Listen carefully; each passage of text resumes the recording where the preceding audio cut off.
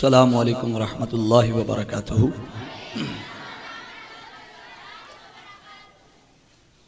نحمدہ ونصلی ونسلم علی سیدنا ومولانا محمد رسولہ النبی الأمی الأمین المکین الحنین الکریم الرؤوف الرحیم، اما بعد فاعوذ باللہ من الشیطان الرجیم، بسم اللہ الرحمن الرحیم۔ هو الأول والآخر والظاہر والباطن وَهُوَ بِكُلِّ شَيْءٍ عَلِيمٍ، صدق اللہ مولانا العظیم۔ لی خمسۃ اطفی بها حر الوباء الحاطمہ، المصطفیٰ والمرتضیٰ وابناہما والفاطمہ، مولاي صل وسلم دائما ابدا علی حبیبک خیر الخلق کلہم، یا رب بالمصطفیٰ بلغ مقاصدنا واغفر لنا ما مضى یا واسع الکرم، ان اللہ وملائکتہ یصلون علی النبی یا ایہا الذین آمنوا صلوا علیہ وسلموا تسلیما، اللہم صل علی سیدنا ومولانا محمد وعلی آلہ وعطرتہ واصحابہ اجمعین۔ میرے انتہائی واجب الاحترام معزز و محتشم سامعین و ناظرین، صدر مجلس اور آج کی اس بزم کے میزبان، تحریک منہاج القرآن کے ایک متحرک کارکن، پرنسپل منہاج ماڈل سکول عباس پور، محترم علامہ محمد لطیف قادری صاحب، ناظم کشمیر محترم حافظ علامہ آفتاب احمد قادری صاحب، اور ان کے ساتھ تحریک منہاج القرآن عباس پور کے صدر محترم محمد صغیر قادری صاحب، برکت علی قادری صاحب، اور ہمارے محترم ظفیر صاحب کے صاحبزادے، ان کے علاوہ منہاج القرآن کی پوری ٹیم، ضیاء الحق قمر صاحب، جملہ کارکنان عہدے داران جو آج کی اس بزم کا حصہ بنے، بالخصوص منہاج ماڈل سکول کا جو سٹاف ہے، بالخصوص میری بہنیں جنہوں نے بڑے ہی خوبصورت انداز میں محنت کے ساتھ، مشقت کے ساتھ، دل جمعی کے ساتھ طلباء پر، طالبات پر بڑی محنت کی، بڑے اچھے انداز میں ان کی خوب تیاری کروائی۔ کسی نے آقا علیہ السلام کی بارگاہ میں ہدیہ نعت پیش کیا، کسی نے ٹیبلو پیش کیا، کسی نے انگلش میں سپیچ کی، کسی نے ترانہ پیش کیا، جو کچھ جس نے پیش کیا، یقیناً ان کے اساتذہ کی تگ و دو ہے، جد و جہد ہے۔ اللہ رب العزت آقا علیہ السلام کے میلاد پاک کی برکات ہماری ان بہنوں کو بھی نصیب فرمائے اور ہمارے بھائیوں کو بھی نصیب فرمائے۔ میں نے عنوان موضوع کے لیے قرآن مجید فرقان حمید 27واں پارہ سورہ الحدید، اس کی آیت نمبر 3 کی تلاوت کرنے کا شرف حاصل کیا ہے۔ اللہ رب العزت نے ارشاد فرمایا، میں ابتداً عرض کرتا چلوں کہ یہ اعزاز اور یہ شرف، میں صدر مجلس کی توجہ چاہوں گا، یہ اعزاز اور یہ شرف الحمدللہ تعالی اس دور پرفتن میں منہاج القرآن کو ہے کہ جہاں وہ دنیاوی تعلیم کے حصول کے لیے بچوں کی تربیت کرتے ہیں، وہاں صرف نصاب کے حوالے سے اور تعلیم کے حوالے سے ان کی تربیت نہیں کی جاتی، بلکہ ہمیشہ اخلاقی روحانی ان کی تربیت کر کے، تاکہ وہ فکری طور پر آقا دو جہاں صلی اللہ علیہ وسلم کے محبت میں گرفتار ہو سکے، حضور سے عشق کرنے والے بن جائیں، آقا کا ادب کرنے والے بن جائیں۔ تعلیم کے ساتھ ساتھ ان کی تربیت کا بھی بہتر انداز میں اہتمام کیا جاتا ہے۔ یہ اعزاز ہے اس دور میں منہاج القرآن کے پاس۔ میں نے عنوان موضوع کے لیے سورۃ حدید کی آیت نمبر 3 کی تلاوت کرنے کا شرف حاصل کیا ہے۔ گفتگو کوئی زیادہ لمبی چوڑی نہیں ہے، اختصار کے ساتھ ہے، مگر جو میسج دینا چاہتا ہوں وہ سمجھنے والا ہے۔ حضور علیہ السلام کے میلاد کا موقع ہے۔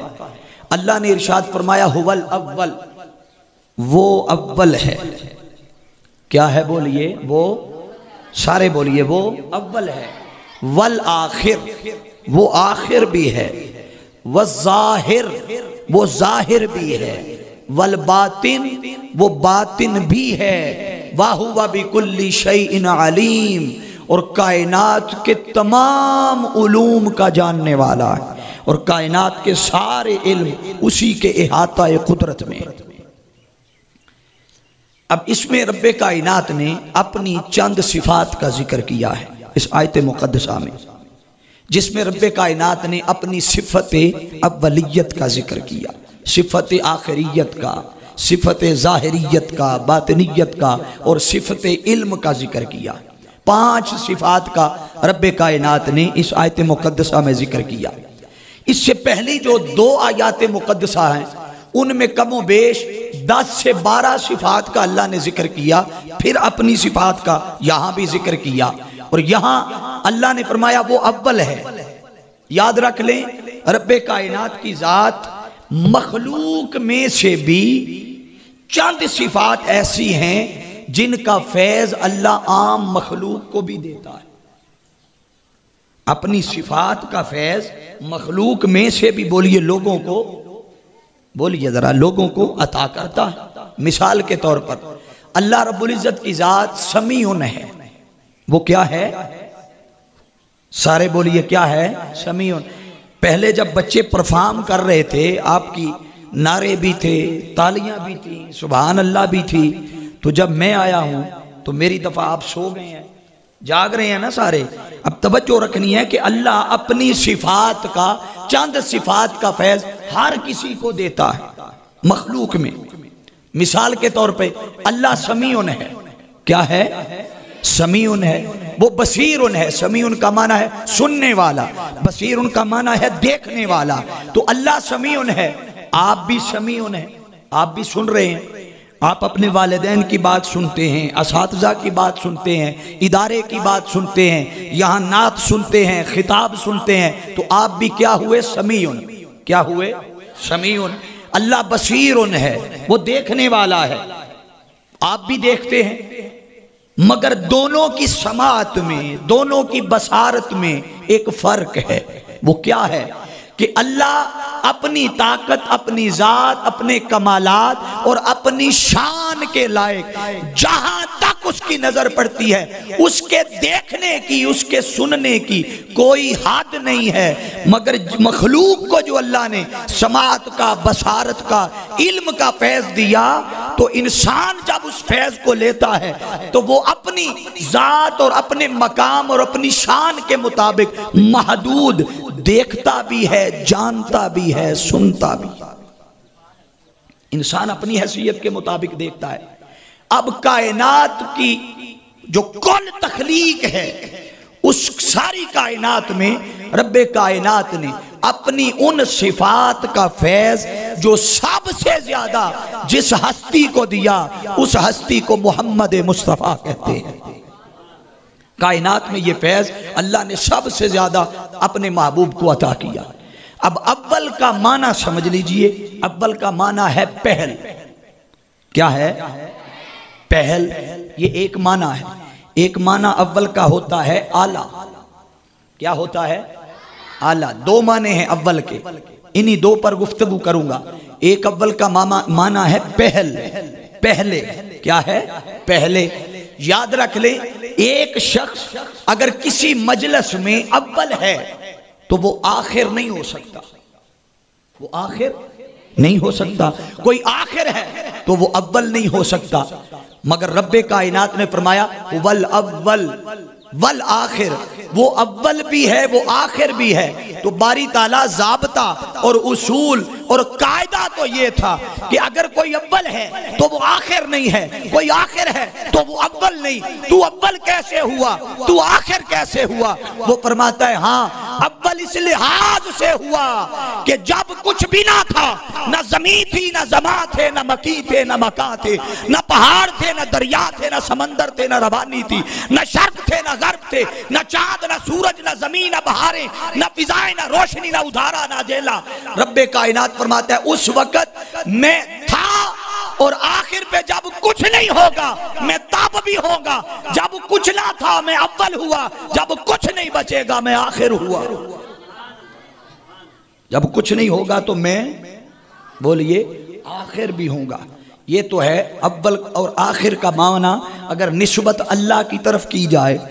اب اول بمعنی اعلیٰ ہونا، تو باری تعالیٰ اول بمعنی اعلیٰ کیسے ہے؟ تو رب فرماتا ہے کائنات میں جتنی بھی تخلیقات ہیں، رب کائنات فرماتا ہے وہ ساری مخلوق مل کر بھی میرے حسن کا، میرے کمالات کا، میرے جمالات کا، میرے اعلیٰ ہونے کا، میری صفات کا مقابلہ کرنا چاہیں تو کر نہیں سکتے. اس لحاظ سے میں سب سے اعلیٰ ہوا، میں سب سے بولیے اعلیٰ ہوا.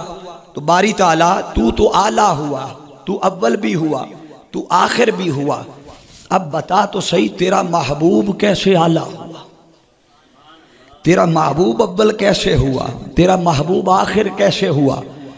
تو سامعین ذی احتشام، جب آقا علیہ السلام کی نسبت اس اول کا معنی کریں گے تو رب کائنات فرماتا ہے میرا محبوب اول اس لیے ہے اور اس لحاظ سے ہے کہ کائنات میں سب سے پہلے محمد مصطفیٰ کے نور کو پیدا کیا. بولیے آقا کے نور کو پیدا کیا. جب کچھ بھی نہ تھا تو رب نے سب سے پہلے آقا کے نور کو پیدا کیا. اب رب بنانے میں اول ہوا، مصطفیٰ بننے میں اول ہوا. رب بنانے میں اول، حضور بولیے آقا علیہ السلام بننے میں اول. تو باری تعالیٰ یہ تو پہل بمعنی اول بمعنی پہل ہو گئے کہ سب سے پہلے مصطفیٰ ہیں. تو بتا یہ اول بمعنی اعلیٰ کیا ہے؟ اول بمعنی بولیے اول بمعنی اعلیٰ کیا ہے؟ اب یہ معنی سمجھانے کے لیے ایک مثال دے دیتا ہوں آپ کو. آپ کے اسکول میں جب ایگزام ہوتے ہیں تو ظاہری بات ہے ہر کلاس میں ایک بچہ اول آتا ہے، دوم آتا ہے، سوم آتا ہے. وہ جو اول آتا ہے وہ کس لحاظ سے اول آیا یہ بات سمجھنی ہے تاکہ اول کا معنی سمجھ سکے. وہ اول اس لیے نہیں آتا کہ وہ کپڑے بڑے اچھے پہن کے آتا ہے، وہ اول اس لیے نہیں آتا کہ وہ سنگنگ بڑی اچھی کرتا ہے یا نعت بڑی اچھی پڑھتا ہے یا ڈریسنگ بڑی اچھی کرتا ہے یا بولتا بڑا اچھا ہے. نہیں، اس لیے کلاس میں اول آتا ہے کہ وہ پڑھنے میں اعلیٰ ہے. توجہ ہے، وہ پڑھنے میں، بولیے ذرا، پڑھنے میں اعلیٰ. کبھی ایسا ہوا کہ جو پڑھنے میں سب سے سست ہو وہ اول آ جائے؟ آپ کے اسکول میں تو نہیں نا ایسا ہوتا؟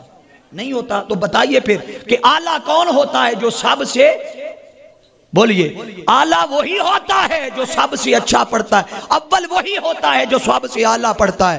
تو یاد رکھ لے جو بغیر اعلیٰ ہونے کے اول آنے کی کوشش کرے وہ اول نہیں ہوتا. اول وہی ہوتا ہے جو سب سے اعلیٰ ہوتا ہے. اول وہی ہوتا ہے، بولیے، جو سب سے اعلیٰ ہوتا ہے. تو رب فرماتا ہے چونکہ ویسے تو ہزارہا لاکھوں کروڑوں اربوں مخلوقات ہیں میری، مگر میری تخلیق میں جو سب سے اعلیٰ تخلیق ہے وہ میرا مصطفیٰ ہے. چونکہ وہ تخلیق میں اعلیٰ ہے اس لیے وہ اول ہے.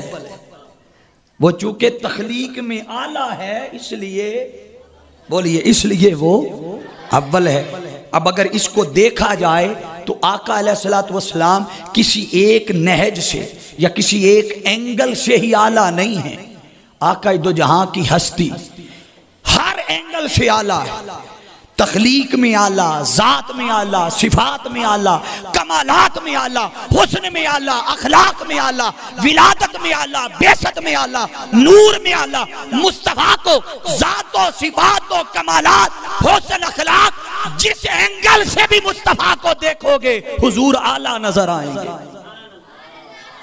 آقا بولیے اعلیٰ نظر آئیں گے. حاضرین ذی احتشام، اگر آقا علیہ السلام کے اخلاق کی بات کی جائے، یہ اہم حصہ ہے میری گفتگو کا، اخلاق. تو اللہ رب العزت نے قرآن مجید میں حضور کے اخلاق کا تذکرہ کیا. فرمایا وَإِنَّكَ لَعَلَىٰ خُلُقٍ عَظِيمٍ، کہ اے میرے محبوب ہم نے آپ کو اخلاق کے اس اعلیٰ منصب پہ فائز کیا جیسے اخلاق اور اخلاق کریمانہ میرے محبوب آپ کو دیے، دنیا میں کسی اور کو نہیں دیے. آقا کے اخلاق سب سے اعلیٰ ہے. چونکہ آقا اخلاق میں اعلیٰ ہے اس لیے مصطفیٰ سب سے اول ہے. اول وہی ہے جو ہر چیز میں اعلیٰ ہے. اول وہی ہے جو ہر چیز میں بولیے اعلیٰ ہے. تو آقا اخلاق میں اعلیٰ. کسی نے سیدہ عائشہ صدیقہ رضی اللہ تعالیٰ عنہ آپ سے پوچھا بتاؤ مصطفیٰ کے اخلاق کیا ہے، حضور کے اخلاق کیسے تھے؟ تو سیدہ عائشہ صدیقہ رضی اللہ تعالیٰ عنہ نے جواب دیا کیا تو نے قرآن نہیں پڑھا؟ ارے قرآن پڑھ، اول سے لے کے آخر تک، الحمد سے لے کے والناس تک، قرآن کا ایک ایک لفظ میرے مصطفیٰ کا اخلاق ہے.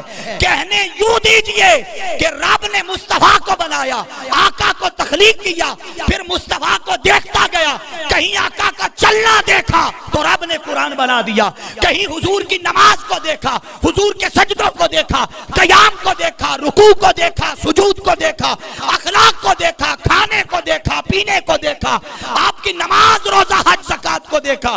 رب مصطفیٰ کے عمل کو، سیرت کو، کردار کو دیکھتا گیا، رب قرآن کی آیتیں بناتا گیا. رب بولیے قرآن کی آیتیں بناتا گیا. تو اخلاق کے لحاظ سے بھی مصطفیٰ سب سے اعلیٰ ہوئے.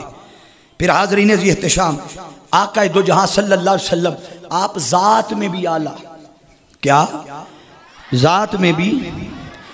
رب کائنات نے 1.25 لاکھ انبیاء کو بنایا، 1.25 لاکھ. تو 1.25 لاکھ میں آپ دیکھ لیجئے رب کائنات نے جو مقام اور مرتبہ، شان اور عظمت اپنے محبوب کو عطا فرمائی ہے کسی اور کو عطا نہیں فرمائی. یہی وجہ ہے کہ رب کائنات ان انبیاء سے، 1.25 لاکھ انبیاء سے، حضور کی ولادت سے بھی پہلے، آقا کی بولیے، آقا کی ولادت سے بھی پہلے رب کائنات انبیاء سے اس محبوب کے لیے میثاق لیتا رہا، وعدے لیتا رہا. سورہ آل عمران آیت نمبر 81 اللہ رب العزت نے ارشاد فرمایا وَإِذْ أَخَذَ اللَّهُ مِيثَاقَ النَّبِيِّينَ لما آتیتکم من کتاب و حکمت ثم جاءکم رسول مصدق لما معکم لتؤمنن به ولتنصرن قال اقررتم واخذتم على ذلكم اسری قالوا اقررنا قال فاشهدوا وانا معكم من الشاہدین. اب دیکھیے رب اپنے محبوب کو کیسے اعلیٰ بنایا کہ مصطفیٰ کی آمد سے بھی پہلے رب کائنات نے عالم ارواح میں 1.25 لاکھ انبیاء کا اجتماع کیا. 1.25 لاکھ نبیوں کا بولیے اجتماع کیا، اور اجتماع کر کے کہا میثاق النبیین، نبیوں میرے ساتھ وعدہ کرو، میرے ساتھ میثاق کرو، اقرار کرو. مولا کس چیز کا اقرار کرے؟ فرمایا لما آتیتکم، جب میں تمہیں عطا کر دوں، من کتاب و حکمت، کتاب بھی دے دوں، حکمت بھی دے دوں، ثم جاءکم الرسول، پھر تمہاری طرف میرا رسول آئے گا، تمہاری طرف میرا رسول آئے گا. آپ ذرا توجہ کیجئے، یہاں رب کائنات نے جو لفظ استعمال کیا ہے وہ ہے جاءکم، اور جاءکم میں اللہ نے محبوب کی بعثت کا ذکر کیا ہے، تخلیق کا ذکر نہیں کیا. یہ بات توجہ طلب ہے کہ جاءکم جو لفظ ہے اس میں آقا کی جو تخلیق ہے اس کا ذکر نہیں کیا، حضور کی بعثت کا ذکر کیا. جاءکم کا معنی ہے آنا، اب آپ بھی آئے آج کے پنڈال میں، اسکول میں، میلاد میں آئے، اس کا مطلب کیا ہے؟ پہلے آپ کوئی اپنے گھر میں تھا، کوئی دفتر میں تھا، کوئی اسکول میں تھا، کسی اور جگہ تھا، مارکیٹ میں تھا، بازار میں تھا، پھر منہاج ماڈل اسکول میں آئے، جا منہاج القرآن کہ منہاج القرآن میں آئے، مطلب کیا؟ پہلے کہیں اور تھے پھر اسکول میں آئے، پہلے کہیں اور تھے پھر اسکول میں آئے۔ اللہ فرما رہے ثم جاءکم، پھر میرا رسول آئے گا۔ تو پتا چلا رب حضور کی تخلیق کا ذکر نہیں کر رہا، حضور کی بعثت کا ذکر کر رہا ہے، ورنہ اگر تخلیق مصطفیٰ کو دیکھا جائے تو تاجدار کائنات صلی اللہ علیہ وسلم نے فرمایا خود انا اول الخلق، رب نے سب سے پہلے محمد کے نور کو پیدا کیا، سب سے پہلے بولیے آقا کے حضور کے نور کو پیدا کیا۔ صحابہ اکرام رضوان اللہ علیہ مجمعین بیٹھے تھے، آقا ممبر پہ جلوہ گر ہوئے اور ممبر پہ بیٹھ کے صحابہ سے پوچھا صحابیوں بتاؤ من آنا، میں کون ہوں، بتاؤ میں کون ہوں۔ صحابہ نے عرض کی رضوان اللہ علیہ مجمعین فقالوا انت رسول اللہ، یا رسول اللہ آپ اللہ کے رسول ہیں۔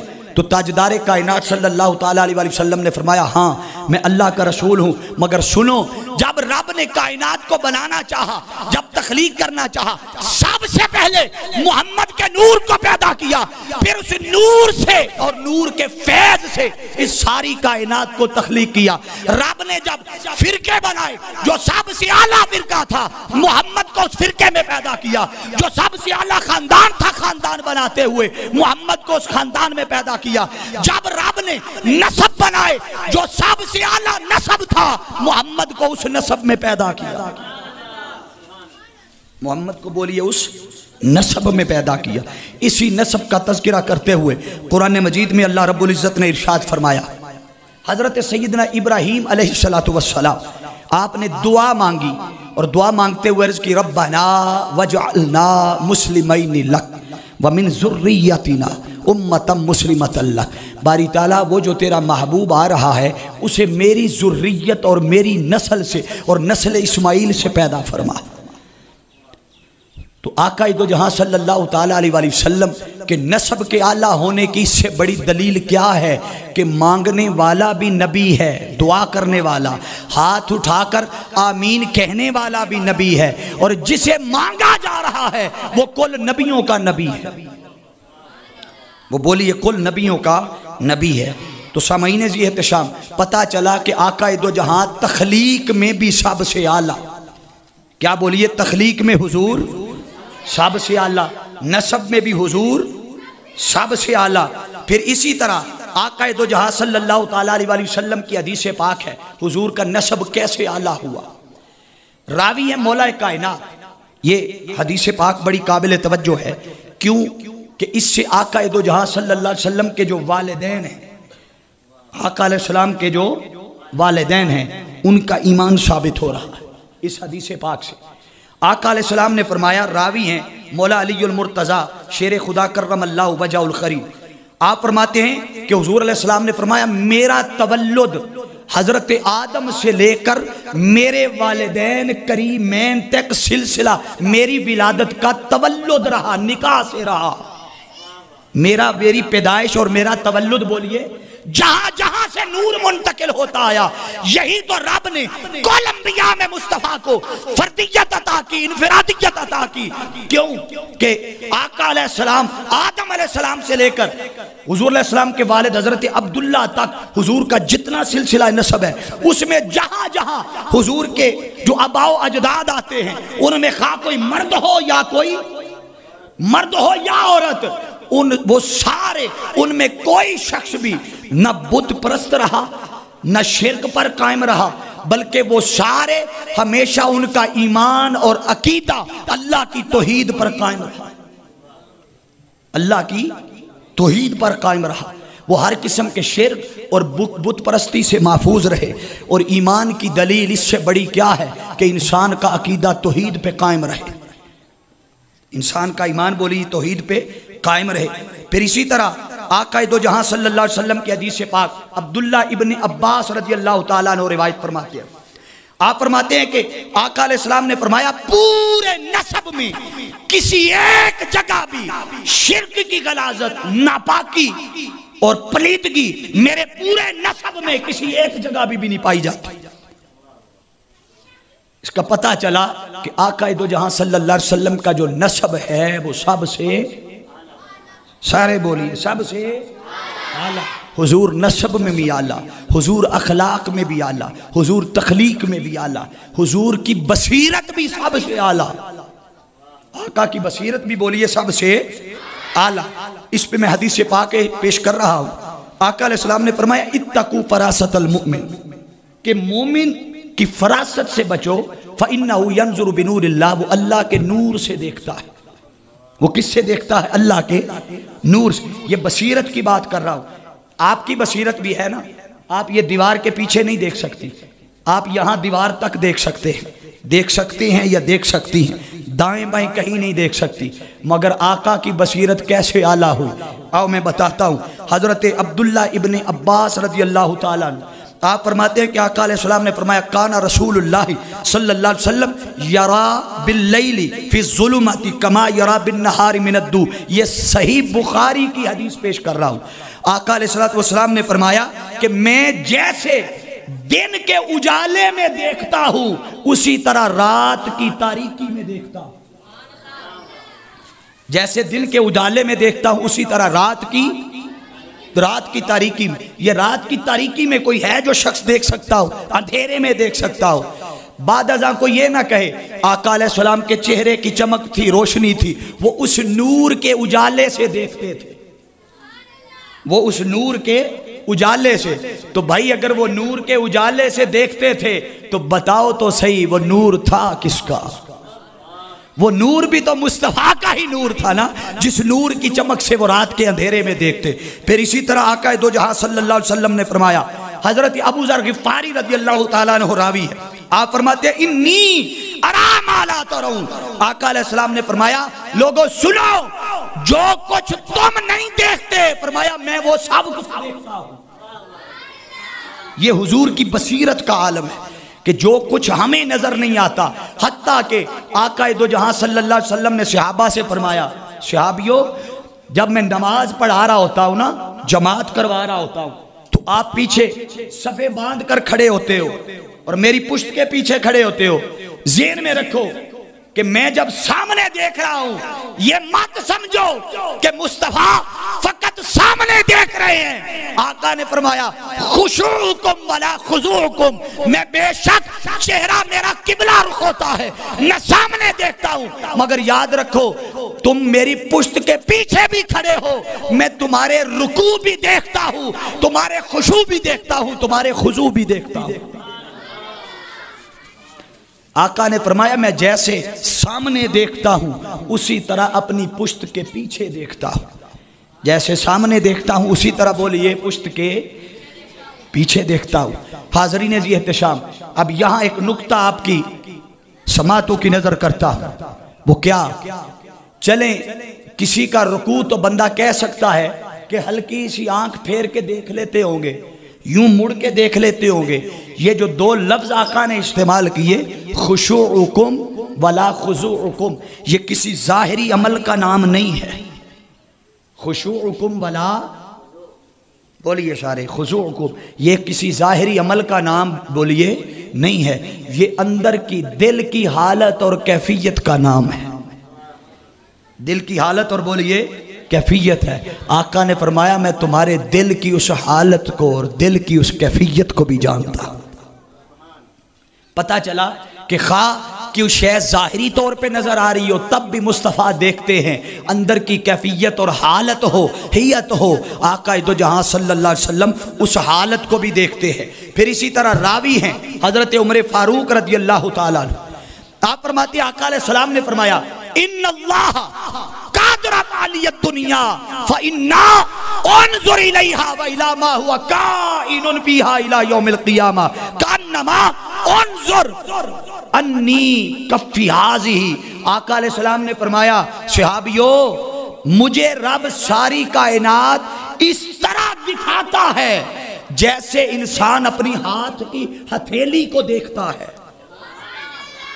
جیسے انسان اپنے ہاتھ کی بولیے ہتھیلی، آقا نے فرمایا میں پوری کائنات کا مشاہدہ اس طرح کرتا ہوں جیسے کوئی شخص اپنے ہاتھ کی ہتھیلی کو دیکھے، تو پتہ چلا کائنات کی کوئی شے میرے محبوب سے چھپی ہوئی نہیں۔ پھر حضرت ابو ہریرہ رضی اللہ تعالیٰ عنہ آپ روایت فرماتے ہیں کہ آقا دو جہاں صلی اللہ علیہ وسلم نے فرمایا فواللہ ما یخفی علی، آقا نے قسم اٹھائی، فرمایا خدا کی عزت کی قسم میں تمہاری اندر کی حالت جو تمہارا خشوع ہے، تمہارا خضوع ہے، مجھے تمہارا خشوع اور خضوع بھی دیکھا جا سکتا ہے، میں وہ بھی دیکھتا ہوں۔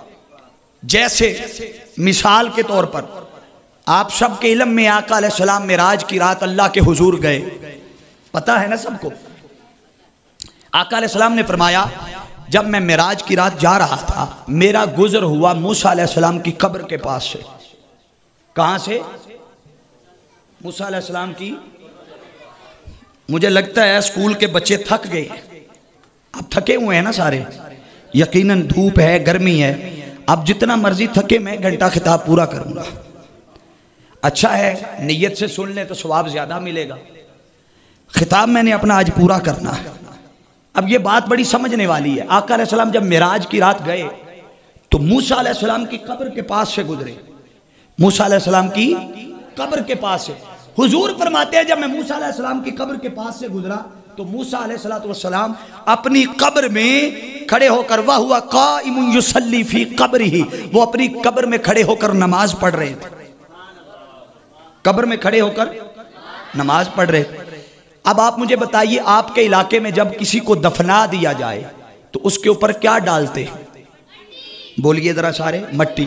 اب قبر کے اندر کوئی کیا کر رہا ہے، کیا ہو رہا ہے، کسی کو کوئی خبر ہے نہیں، مگر قربان جائے اے میرے محبوب آپ کی بصیرت پہ اور آپ کی سماعت پہ۔ آقا فرماتے ہیں میں موسیٰ علیہ السلام کی قبر کے پاس سے گزرا، وَهُوَ قَائِمٌ يُصَلِّي فِي قَبْرِهِ، وہ اپنی قبر میں کھڑے ہو کر نماز پڑھ رہے تھے۔ اب یہاں میں واقعے کو بیان کر کے آگے نکل جاؤں مگر وہ تشنگی پوری نہیں ہوگی، میں جو بتانا چاہتا ہوں وہ تشنگی کیا ہے کہ موسیٰ علیہ السلام جو قبر میں کھڑے ہو کر نماز پڑھ رہے تھے یہ یوں ہی نہیں پڑھ رہے تھے بلکہ پہلے اللہ سے اجازت لی تھی، اللہ سے اجازت لی، اللہ کے حضور درخواست پیش کی۔ موسیٰ علیہ السلام نے عرض کی تھی باری تعالیٰ تیرا محبوب آ رہا ہے بیت المقدس میں انبیاء کی امامت کروائے گا تو وہ گزریں گے میری قبر کے پاس سے، میری قبر آقا علیہ السلام کی جہاں سے سواری گزرے گی اسی رستے میں آتی ہے، تو باری تعالیٰ ایک کرم کر دے مجھ پہ۔ رب نے پوچھا موسیٰ بتا کیا چاہتا ہے؟ عرض کی باری تعالیٰ میں فقط اتنا چاہتا ہوں جب تیرے محبوب کی سواری گزرے نا میں چاہتا ہوں کہ چونکہ میں نے انبیاء کے ساتھ بیت المقدس میں بھی ہونا ہے، میں چاہتا ہوں سواری میرے گھر سے گزر رہی ہے، میری قبر کے پاس سے گزر رہی ہے، میں وہاں بھی استقبال کرنا چاہتا ہوں تیرے محبوب کا، میری یہ درخواست قبول کر۔ اب رب کائنات نے فرمایا جا موسیٰ تیری دعا کو قبول کیا۔ اب موسیٰ علیہ السلام پہلے آقا علیہ السلام کا انتظار کیا، استقبال کیا قبر کے اندر، پھر حضور کی سواری کے پہنچنے سے پہلے بیت المقدس میں بھی پہنچے۔ کیا حضور کے پہنچنے سے پہلے بیت المقدس؟ اب یہاں کسی کے ذہن میں ممکن ہے سوال آئے کہ اس کا مطلب آقا علیہ السلام سے زیادہ تھی اسی لیے پہلے پہنچ گئے؟ نہیں، جب موسیٰ علیہ السلام گئے تو اللہ کا نبی گیا اپنی رفتار سے، جب میرا مصطفیٰ گیا تو مصطفیٰ اپنی رفتار سے نہیں گئے، وہ رفتار مصطفیٰ کی نہ تھی، وہ حضور کی سواری براق کی رفتار تھی، وہ رفتار حضور کی سواری بولیے براق کی رفتار تھی۔ نبی اپنی رفتار سے گیا، آقا سواری کی رفتار سے گئے۔ تو جب موسیٰ علیہ السلام قبر میں تھے نماز پڑھ رہے تھے حضور کی سواری گزری، اب درخواست خود اللہ کے حضور پیش کی تھی کہ باری تعالیٰ میں تیرے محبوب کا استقبال کرنا ہے۔ آپ کے جب مہمان آتے ہیں یہاں سکول میں تو آپ کے جب مہمان آئیں تو آپ استقبال کرتے ہوئے اپنی توجہ ہٹا لیتے ہیں یا توجہ استقبال پہ کرتے ہیں؟ بولیے بھئی توجہ استقبال پہ، مہمان کی استقبال نمازی پہ کرتے ہیں نا آپ لوگ۔ اب موسیٰ علیہ السلام نے اللہ کے حضور استقبال کی اجازت لی تھی، استقبال کی، تو یہ کیسے ممکن تھا کہ حضور علیہ السلام نبیوں کے سردار کی سواری گزرے اور این اس لمحے جب حضور کی سواری گزر رہی ہو اور موسیٰ علیہ السلام کرے اللہ اکبر وہ توجہ ہی ہٹا لیں؟ نہیں، ایسا ممکن نہیں ہے۔ وہ کھڑے ہو کر کیا رہے تھے پھر؟ اب یاد رکھ لیں، صلاۃ کا وہو قائم یصلی، یہ جو صلاۃ ہے یہاں صلاۃ کا معنی نماز نہیں بنے گا۔ آپ کہیں گے وہ کیسے؟ کیونکہ یہ بعد از وصال عبادت ہے، اور بعد از وصال عبادت فرض نہیں ہے، نفل ہے۔ بعد از وصال عبادت فرض نہیں ہے، بولیے۔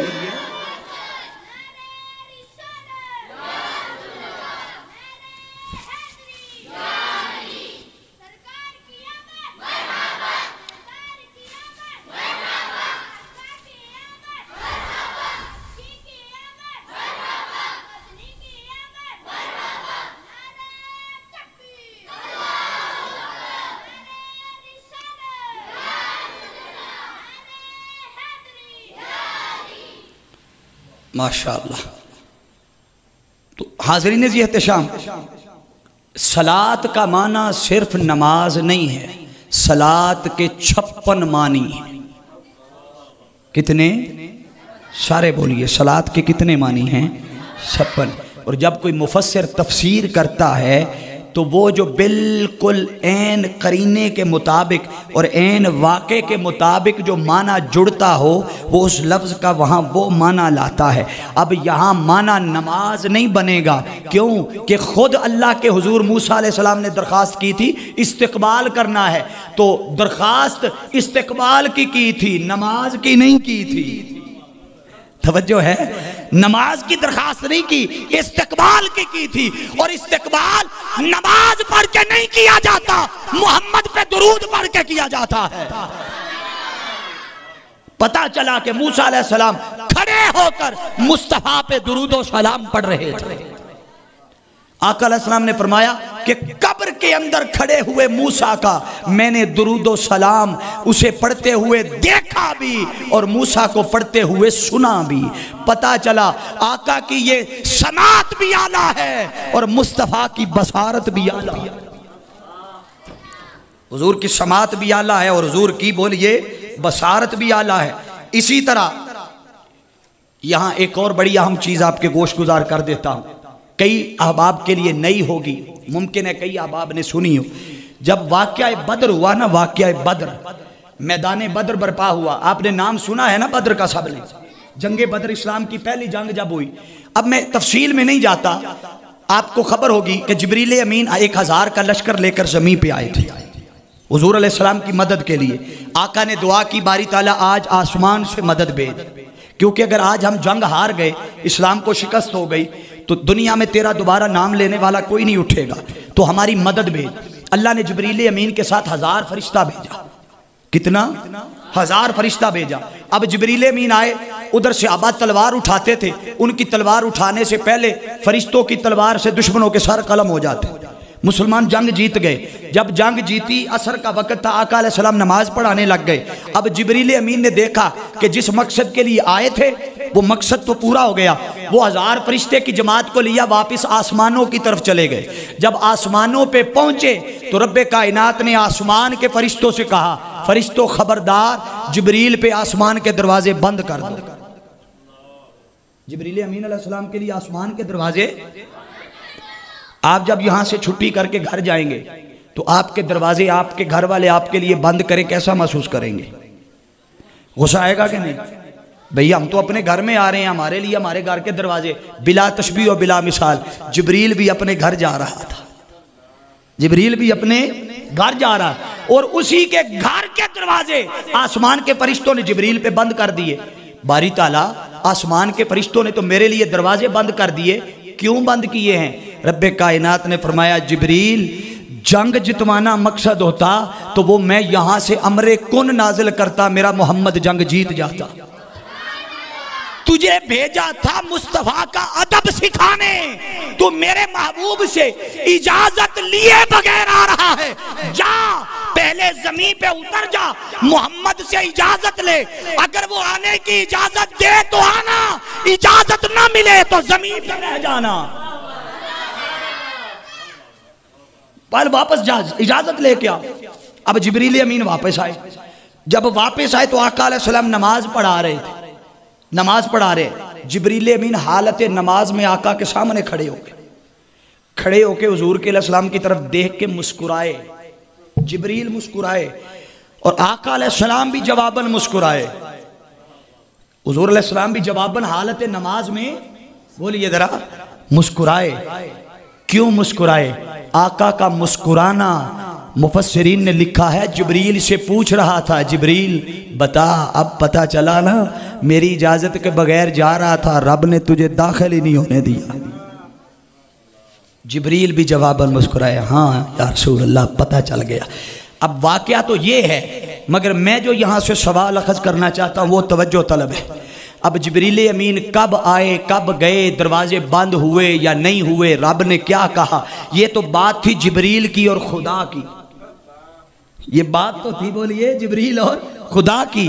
آقا تو حالت نماز میں تھے، تو آقا کو اس ساری صورتحال کا کیسے پتا چلا، آقا کو کیسے پتا چلا، رب نے کیا کہا، جبریل نے کیا کہا، فرشتوں نے دروازے کیوں بند کیے؟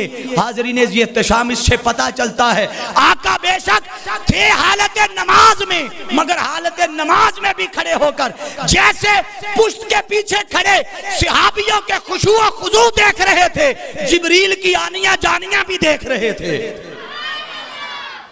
جبریل کی بولی آنیاں جانیاں بھی دیکھ رہے تھے، جبریل کے معاملات بھی دیکھ رہے تھے۔ اب بات تو اتنا ہے، قصہ تو اتنا ہے، مگر یہاں میرے قائد حضور شیخ الاسلام، بس میں یہ بات کر کے ختم کر رہا ہوں چونکہ وقت خاصا ہو رہا ہے، اور بات ختم کرتے کرتے بھی ابھی ممکن ہے 25 منٹ لگ جائے، کافی ہے نا اتنے۔ اب توجہ رکھنی ہے، آقا دو جہاں صلی اللہ علیہ وسلم یہ سارا معاملہ کب ہوا؟ اب آپ سے پوچھوں گا، یہ اس وقت حضور کس حالت میں تھے جب یہ معاملہ ہوا؟ سارے بولیے، حالت نماز میں۔ جب نماز ختم ہوئی حضور علیہ السلام نے سلام پھیرا تو صحابہ اکرام نے پوچھا یا رسول اللہ صلی اللہ علیہ وسلم آپ حالت نماز میں کھڑے ہو کے مسکرا کیوں رہے تھے؟ کس نے پوچھا؟ صحابہ نے۔ صحابہ کہاں کھڑے تھے؟ آقا کے پیچھے۔ کہاں کھڑے تھے؟ حضور کے پیچھے صف بنا کے کھڑے تھے۔ آگے امام کھڑا ہو، میں کھڑا ہوں، حافظ آفتاب صاحب کھڑے ہوں یا علامہ لطیف قادری صاحب آپ کو جماعت کروا رہے ہو، تو یہ جو منہ کے جو مرضی سٹائل بناتے رہیں، مسکراتے رہیں، ہنستے رہیں، پیچھے کھڑے بندوں کو پتہ چلے گا؟ بولیے، آپ میں سے کسی کی اتنی نظر تیز ہے تو بتائیں بھی میں دیکھ سکتا ہوں حالت نماز میں امام کیا کر رہا ہے؟ کسی کو کوئی خبر ہے؟ نہیں، کسی کو کوئی پتہ نہیں امام کیا کر رہا ہے، منہ کے سٹائل کیا بنا رہا ہے۔ مگر قربان جائے صحابہ نماز کے بعد آقا سے پوچھتے ہیں یا رسول اللہ حالت نماز میں آپ مسکرا کیوں رہے تھے؟ اس سے نتیجہ کیا نکلتا ہے؟ نتیجہ یہ نکلتا ہے کہ خواہ اللہ کی عبادت ہو، حالت نماز ہو، صحابہ کھڑے حالت نماز میں مصطفیٰ کے پیچھے ہوتے خدا کی عبادت میں، ذکر خدا کا کرتے، چہرہ مصطفیٰ کا تکتے، ذکر خدا کا کرتے، چہرہ بولیے۔ آپ کہیں گے یہ آپ نے بات کہاں سے نکال لی؟ بھئی کسی کے مسکرانے کو حالت نماز میں تب تک نہیں دیکھا جا سکتا جب تک چہرے پھیر کے حضور کی طرف نہ کیے جائیں۔ اور صحابہ نے پوچھا مسکرا کیوں رہے تھے؟ اس سے پتا چلا کہ آقا دو جہاں صلی اللہ علیہ وسلم بے شک مصلی امامت پہ تھے، صحابہ پیچھے ہوتے، مگر حقیقت میں اپنے چہروں کو پھیر کے وہ عبادت خدا کی کرتے، چہرہ مصطفیٰ کا تکتے۔ کیوں کہ صحابہ کا بھی یہ عقیدہ تھا کہ نمازیں گر قضا ہو پھر ادا ہو، یہ نگاہوں کی قضائیں کب ادا ہو، نگاہوں کی قضائیں کب ادا ہوں۔ اور حاجیوں آؤ شہنشاہ کا روزہ دیکھو، حاجیوں آؤ شہنشاہ کا روزہ دیکھو۔ ارے کعبہ تو دیکھ چکے، اب اس کعبے کا بھی کعبہ دیکھو۔ کیا ہوا اگر کعبہ ادھر ہے، اب جو سامنے کھڑا ہے یہ اس کعبے کا بھی کعبہ ہے۔ سیدنا بلال حبشی رضی اللہ تعالیٰ عنہ کعبے کی چھت پہ چڑھے اور آقا علیہ السلام سے عرض کی یا رسول اللہ پہلے تو میں جہاں بھی ہوتا تھا رخ اس طرف کرتا تھا اذان کے لیے، اب کعبہ قدموں کے نیچے ہے، اب بتائیے رخ کدھر کروں؟ تو آقا علیہ السلام نے فرمایا جبریل اے بلال تو دائیں بائیں کیوں دیکھ رہا ہے، بس رخ میری طرف کر کے اذان کہہ دے۔ پتہ چلا کہ جو مقام اور مرتبہ بصارت میں، سماعت میں، اخلاق میں، تخلیق میں، کمالات میں، اوصاف میں، جمالات میں، حسن میں رب نے اپنے مصطفیٰ کو ایسا دیا ہے کہ محبوب کو جیسے تخلیق میں اول بنایا اسی طرح تخلیق میں اعلیٰ بنایا، تخلیق میں بولیے اعلیٰ بنایا۔ بس آخری دو لفظوں پہ بات کر کے میں بات اختتام کی طرف لے کر چلتا ہوں۔ یہ صفات بیان کرنے کے بعد صفت آخر کا ذکر ہے، تو آخر کا معنی اتنا بتا دیتا ہوں، اول تو تخلیق میں آقا ہوئے اور بعثت میں آقا آخر ہوئے، بعثت میں بولیے بعثت میں آخر ہوئے۔ اور ظاہریت کا جب فیض ملا تو ظاہر آقا علیہ السلام کا یہ ہے کہ رب نے مصطفیٰ کے جسم کے ایک ایک حصے کو دیکھا تو قرآن بنا دیا۔ کبھی حضور کے چہرے کے ظاہر کا ذکر کیا تو فرمایا علم نشرہ، کبھی ظاہر کا ذکر کیا تو فرمایا والضحیٰ، کبھی ظاہر کا ذکر کیا تو فرمایا طٰہٰ، کبھی ظاہر کا ذکر کیا تو فرمایا یاسین۔ یہ جو سارا قرآن ہے یہ میرے مصطفیٰ کا ظاہر ہے، یہ حضور کا بولیے ظاہر ہے۔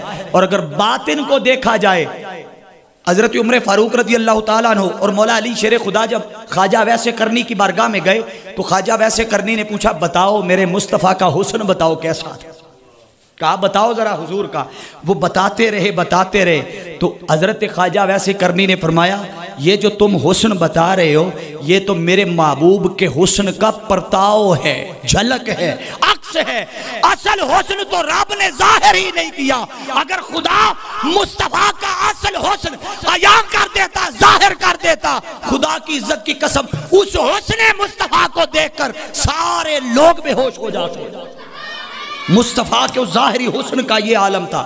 حضرت عبدالحق محدث دہلوی رحمت اللہ تعالیٰ علیہ، آپ سوئے تو خواب میں آقا علیہ السلام تشریف لے آئے۔ عبدالحق محدث دہلوی آقا علیہ السلام کی بارگاہ میں عرض کرتے ہیں یا رسول اللہ حضرت یوسف علیہ السلام تو اتنے حسین تھے کہ مصر کی عورتوں نے اس حسن کو دیکھ کے انگلیاں کاٹ لی، تو آپ کے زمانے میں تو کبھی ایسا واقعہ نہیں ہوا کہ کوئی انگلیاں کاٹ لے، تو کیا معاذ اللہ آپ کے حسن سے زیادہ یوسف کا حسن تھا؟ آقا علیہ السلام نے فرمایا نہیں، میرے زمانے میں ایسا واقعہ اس لیے نہیں ہوا کہ میرے حسن کو رب نے ظاہر ہی نہیں کیا، میرے حسن کو رب نے بولیے ظاہر ہی نہیں کیا۔ کیوں؟ رب نے اپنی غیرت کے 70,000 پردوں میں میرے حسن کو چھپا رکھا ہے، میرے حسن کو بولیے چھپا رکھا ہے۔ رب کے حسن کی تجلی کا کروڑواں حصہ کوہ طور پہ پڑا، اس حسن کی تجلی برداشت نہ ہوئی، موسیٰ سے بے ہوش ہو کے گر پڑے۔ فرمایا اگر ادھر ایک تجلی گری ہے کروڑویں حصے کے ساتھ تو یہ حال ہوا، اگر محمد کے حسن کی اسی طرح ایک تجلی گرتی، ادھر ایک کوہ طور بنا تھا، حسن مصطفیٰ کی تجلی سے 70,000 طور بن جاتے۔ یہ حسن مصطفیٰ تھا۔ تو آقا علیہ السلام حسن میں بھی اعلیٰ، حضور علیہ السلام بولیے حسن میں بھی اعلیٰ۔ سامعین ذی احتشام، اب یہ تو آقا علیہ السلام کا ظاہر ہے، اور جس کے ظاہر کی کوئی مثال نہ ہو اس کے باطن کو کوئی کیسے جان سکتا ہے؟ آگے اللہ نے فرمایا وَهُوَ بِكُلِّ شَيْءٍ عَلِيمٌ، کائنات کے ہر علم کو میں جاننے والا۔ جب اس کا فیض آقا دو جہاں صلی اللہ علیہ وسلم کو ملا، بس آخری بات کر رہا ہوں مگر یہ بات بڑی اہم ہے، اور بالخصوص چونکہ یہ علم سے متعلق ہے، میں چاہوں گا کہ اس سے پہلا حصہ آپ یاد رکھیں یا نہ رکھیں، یہ حصہ آپ لوگوں نے یاد رکھنا ہے، بالخصوص طلباء و طالبات نے۔ یہ صفت علیم ہے اللہ کی، صفت بولیے ذرا سارے، صفت علیم۔ کائنات کے سارے علوم اللہ کے پاس ہیں، کس کے پاس ہیں بولیے؟ اللہ کے پاس۔ وہ فرماتا ہے وَعَلَّمَكَ مَا لَمْ تَكُنْ تَعْلَمْ وَكَانَ فَضْلُ اللَّهِ عَلَيْكَ عَظِيمًا۔ اپنے محبوب سے فرمایا میرے محبوب وہ جو کائنات کا سارا علم تجھے عطا کر دیا ہے یہ تجھ پہ اللہ کا بڑا فضل کریم ہے، فضل عظیم ہے۔ یہ کیا ہے؟ فضل عظیم ہے۔ اور جب ہمیں علم دینے کی بات کی، اب سننا ہے توجہ سے، ہمیں علم دینے کی بات کی، قرآن کہتا ہے وَمَا أُوتِيتُم مِّنَ الْعِلْمِ إِلَّا قَلِيلًا، آپ میں سے اللہ نے جس کو جتنا علم دیا ہے الا قلیلا، فرمایا وہ تھوڑا سا علم دیا ہے۔ وہ کیا ہے؟ سارے بولو، تھوڑا سا علم ہے۔ آپ میں سے کوئی شخص اگر جہاز بھی بنا لے نا، وہ آپ دوز بھی بنا لے، کوئی ایٹم بم بھی بنا لے، کوئی چیز تخلیق کر لے، تو اللہ فرماتا ہے الا قلیلا، یہ تھوڑا علم ہے۔ یہ کیا ہے؟ تھوڑا۔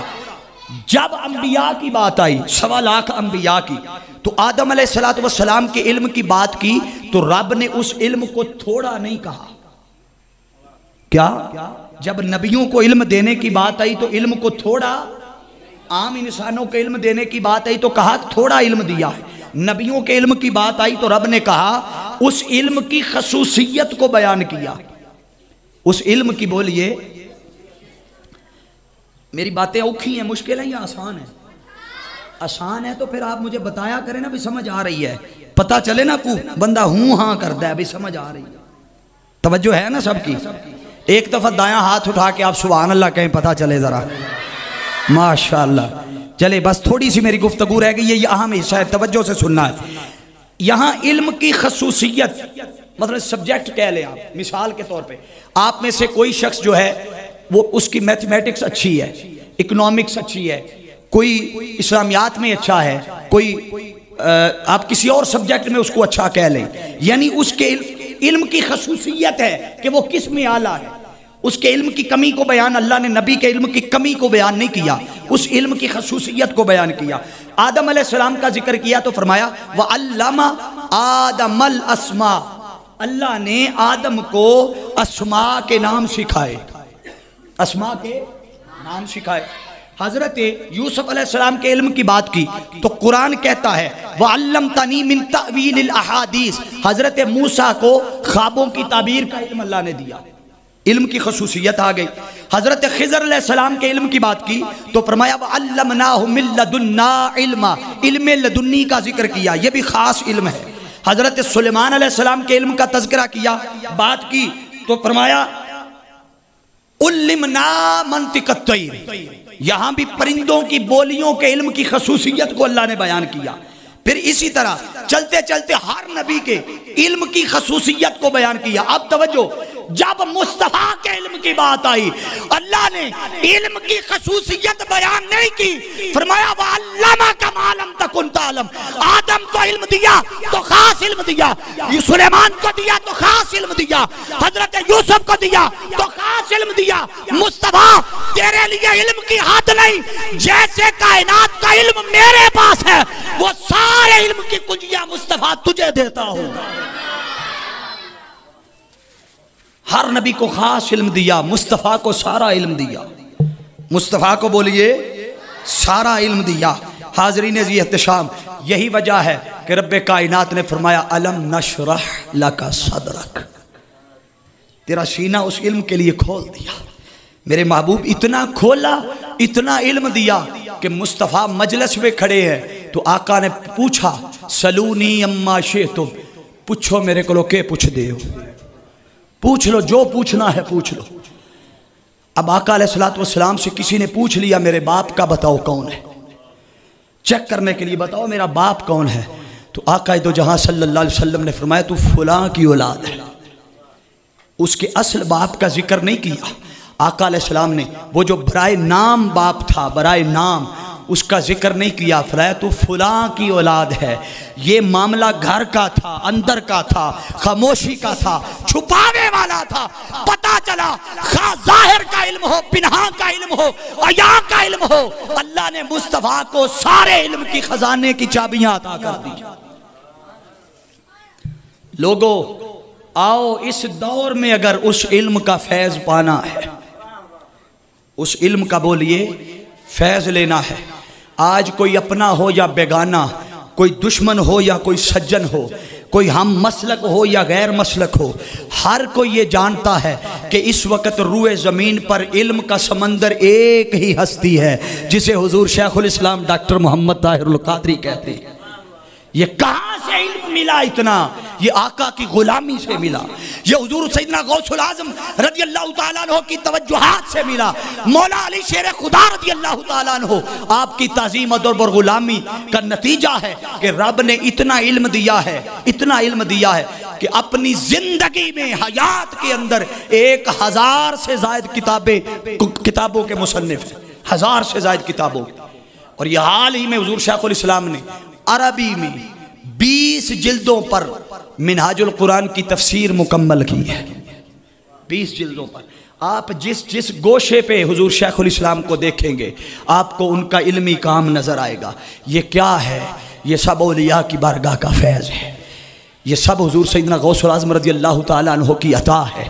حاضرین ذی احتشام، آؤ آپ جس ادارے کے ساتھ منسلک ہو وہ ادارہ علم کی بات بھی کرتا ہے، تربیت کی بات بھی کرتا ہے، فکری آبیاری کی بات بھی کرتا ہے، اچھے اخلاق کی بات بھی کرتا ہے، کردار کی بات بھی کرتا ہے، آپس میں پیار، اتفاق، اتحاد اور محبت کی بات بھی کرتا ہے، نفرتوں کے مٹانے کی بات بھی کرتا ہے. اور اگر آقا علیہ السلام کے دین کی بات کی جائے، شریعت کی بات کی جائے، حضور کی تعلیمات کی بات کی جائے تو آقا کی تعلیمات یہی ہیں کہ لوگوں ایک کلمے کی بنیاد پہ، قرآن کی بنیاد پہ، رسالت و نبوت کی بنیاد پہ، توحید کی بنیاد پہ، صحابہ کے ادب و تعظیم، اہل بیت کی محبت کی بنیاد پہ ایک جگہ جمع ہو جاؤ. یہ منہاج القرآن کا پیغام ہے. کیا ہے بولیے؟ یہ منہاج القرآن کا پیغام ہے. میری ایک درخواست بہنوں سے بھی ہے، آپ دین کی خدمت کرنا چاہیں تو آپ کے لیے بھی منہاج القرآن نے ویمن لیگ کا پلیٹ فارم مہیا کیا.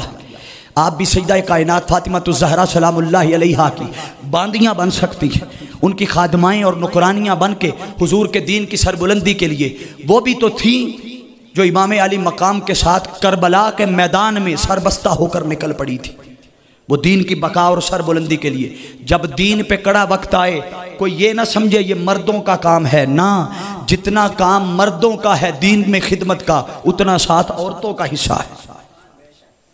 لہٰذا آج کے اس پروگرام سے، محفل میلاد مصطفیٰ کے لیے سے جو میسج لے کے آپ نے جانا ہے وہ یاد رکھو، ایک تو اپنا تعلق علم سے جوڑے رکھو. کس سے؟ علم سے. دوسرا آقا کی سیرت اور کردار اور اخلاق کو اپناؤ. یہ منہاج القرآن کا مشن ہے. اخلاق، سیرت، کردار. لقد کان لکم فی رسول اللہ اسوۃ حسنہ. اس اسوہ کو اپناؤ جس اسوہ اور جس آقا علیہ السلام کی تعلیمات کا ذکر خدا قرآن میں کر کے فرماتا ہے میرے محبوب کی زندگی تمہارے لیے نمونہ ہے، اسوہ ہے. آؤ آقا کے کردار کو اپناؤ. اپنے اخلاق درست کرنے ہیں تو حضور کی سیرت کو دیکھو. اپنے چال ڈھال، بولنا چالنا، اس کو اگر درست کرنا ہے تو آقا علیہ السلام کی سیرت اور کردار کی طرف آؤ. اور یہ جو دنیا کے رنگ چڑھا رکھے ہیں، لبادے اوڑھ رکھے ہیں، کسی نے سیاسی، کسی نے مذہبی، یہ سارے لبادے رنگ اتار دو. ایک نہ ایک دن یہ اتر جائیں گے. ایک ہی رنگ کی ضرورت ہے جو رنگ اللہ کا بھی پسندیدہ ہے، اللہ کے نبیوں کا بھی پسندیدہ ہے، اللہ کے اولیاء کا، صالحین کا، متقین کا پسندیدہ رنگ ہے. وہ رنگ ہے صبغۃ اللہ. میاں محمد بخش عارف کھڑی رحمت اللہ تعالی علیہ آپ فرماتے ہیں کچا رنگ للاری والا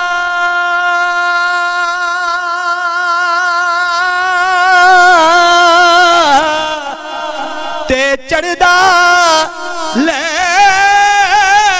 لیندا رہندا